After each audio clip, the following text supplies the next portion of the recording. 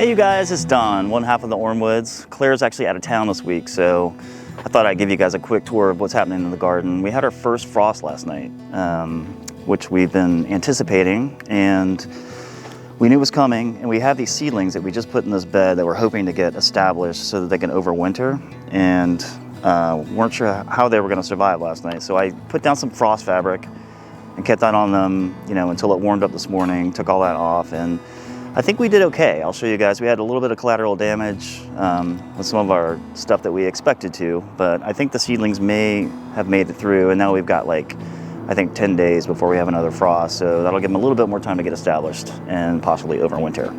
So let me show you what we got. So this is our seedling bed, and you can see the basil all doesn't really look very happy. I think it got a little chilly last night, but everything else seems like it may be okay. We'll just keep an eye on it over the next week or so and see how it does, but I'm hopeful that that frost fabric gave them just enough protection to get through the night, and they'll get a little bit more time to get established.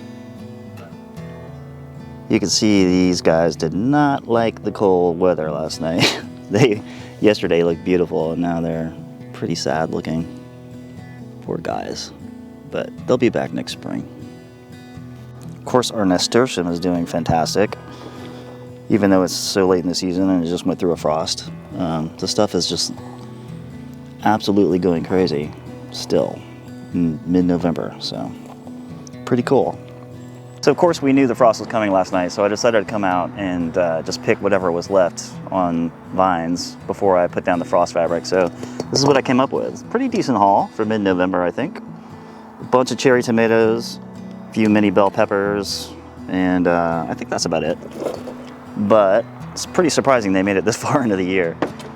So Claire and I both love this okra plant, just the way it looks. It's like a beautiful plant. I don't know if you can see it, but it's just gorgeous. So we were talking, I'm gonna take some of the pods off, I'm gonna dry them out, we're gonna save the seeds, and we're gonna actually plant them in our front yard next year as like foliage, you know, like not as a crop. So we just love the way they look. These are other beds behind me, and they're mostly like stuff that should be able to overwinter okay. So I didn't cover these last night. And everything seems to be hanging in there. So let me show you those real quick. We of course have nasturtiums in here again because they were to protect our tomato crop. These are those Hazelet tomatoes that are named after an ancestor of mine actually. And we planted them super, super late and didn't really expect them to do anything. And I think they are, although they've grown very well, I don't think they're going to give us any fruit at this point. So maybe next summer we save some seeds and we'll plant them again next summer and see how they do. I think this is celery, which looks lovely. It's doing very well. In this other bed, I think we have carrots in here. More nasturtium, of course.